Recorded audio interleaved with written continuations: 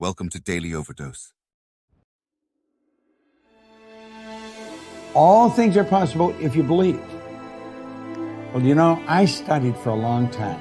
I started to study this book, Think and Grow Rich. And he talks about belief in here. He says you're not ready for what you want until you believe you can get it. I found that the only two sources of reference we can go to find out anything about ourselves is science and religion. They all say you've got to believe. So I got figuring out, how do you believe? How do you change a belief? Interesting subject, because I'm going to tell you something. Your results are nothing but the manifestation of your belief system. Well, our belief system, now listen carefully, is based upon our evaluation of something.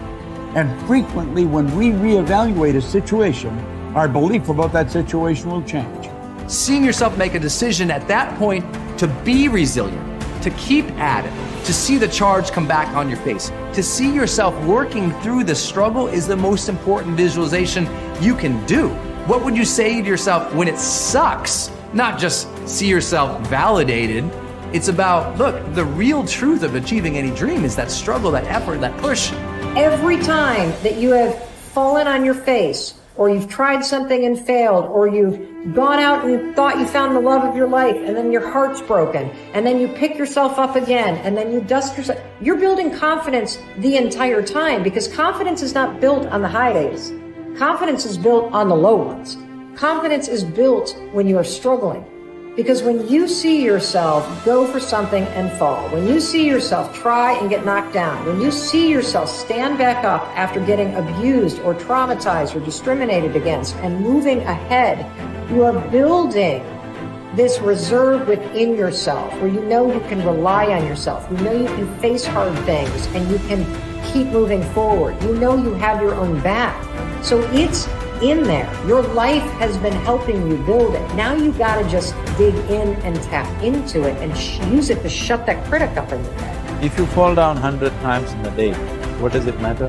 For a committed man, there is no such thing as failure. If you fall down 100 times, 100 lessons to be learned. If you commit yourself like this to creating what you really care for, now your mind gets organized. Once your mind gets organized, the way you think is the way you feel, your emotion will get organized. Once your thought and emotion is organized, your energies will get organized in the same direction. Once your thought, emotion and energies are organized, your very body will get organized. Once all these four are organized in one direction, your ability to create and manifest what you want is phenomenal. When we say a joyful world, that means everything that you want has happened. Aristotle wrote in his famous Nicomachean Ethics that the common aim of mankind is to be happy. However, each person defines happiness. One thing we know is that the more confident and the better we feel about ourselves, the happier we are, and the more effective we seem to be in everything we do. Self-confidence, however, is really a state of mind based on your belief systems. Belief, or faith, enables you to act boldly in the face of uncertainty. Confidence enables you to face changes and difficulties and unexpected setbacks with calmness and clarity, and allows you to respond more effectively under any circumstances. The law of belief, an important corollary of the law of cause and effect, says that your beliefs become your realities. You do not believe what you see, but you see what you believe. William James of Harvard said that belief creates the actual fact. In the Bible it says, according to your belief, it is done unto you. If you believe strongly enough and confidently enough, your outer world will tend to conform to a pattern consistent with these beliefs. In fact, your world today is largely an outpicturing of your innermost beliefs and convictions. You behave on the outside based on your beliefs on the inside. You see the world around you based on your beliefs about reality. Regardless of whether they are correct, how can you determine your true beliefs? Simple. You can tell what you really believe by observing what you do and what you don't do. You can tell what you believe by listening to your opinions, your conversations, and by noting your decisions. When you truly believe yourself to be an exceptional human being, possessed of remarkable capabilities, you will walk and talk and act that way, and your inner convictions will become your outer realities. As the Bible says, all things are possible to him that believeth. The law of incremental improvement is your key to an unlimited future of success, prosperity, and self-confidence. It doesn't matter where you are starting from. All that matters is where you are going. As Theodore Roosevelt said, do what you can with what you have, where you are.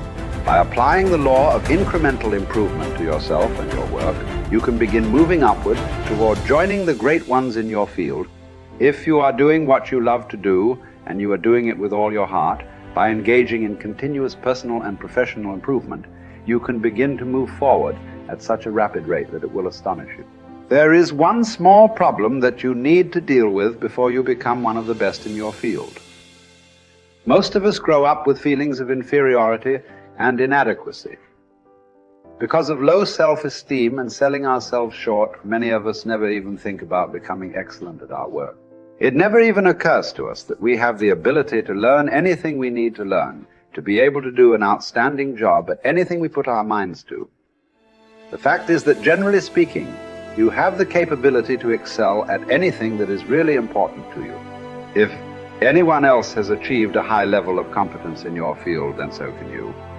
All you have to do is to do the same things over and over until sooner or later you get the same results that they have. I stopped wasting time. That helped a lot. I stopped drinking. I stopped going to bars.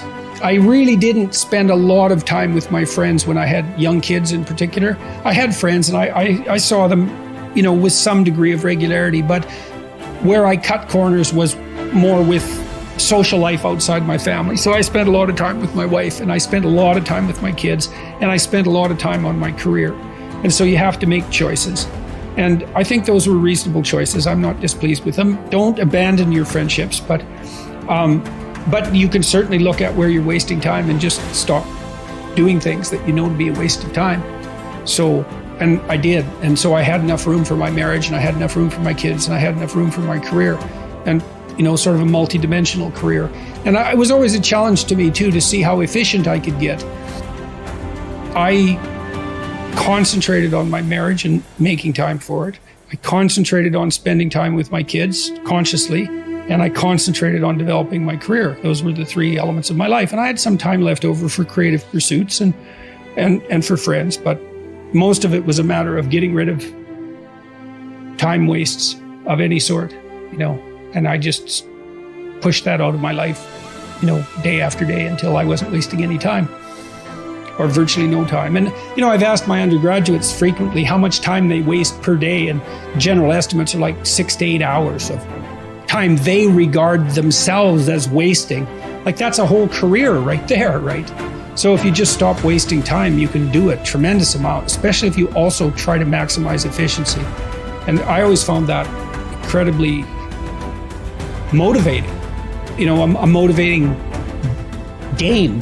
How much can I do in the least amount of time possible? That's fun to try to do that, as far as I'm concerned.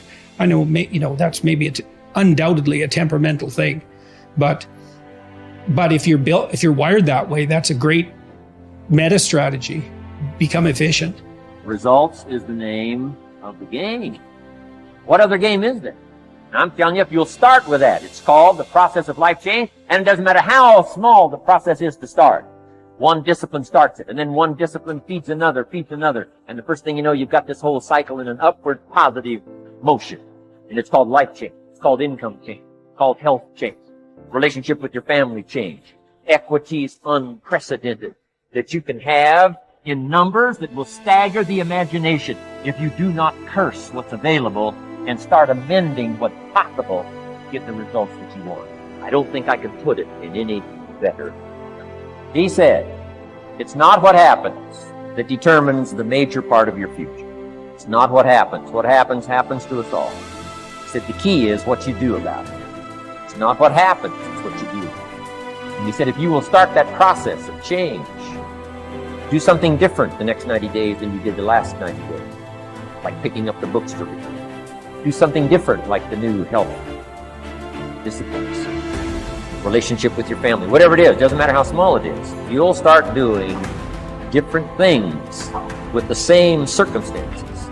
Since we cannot change the circumstances, but we can change ourselves. We can change what we do.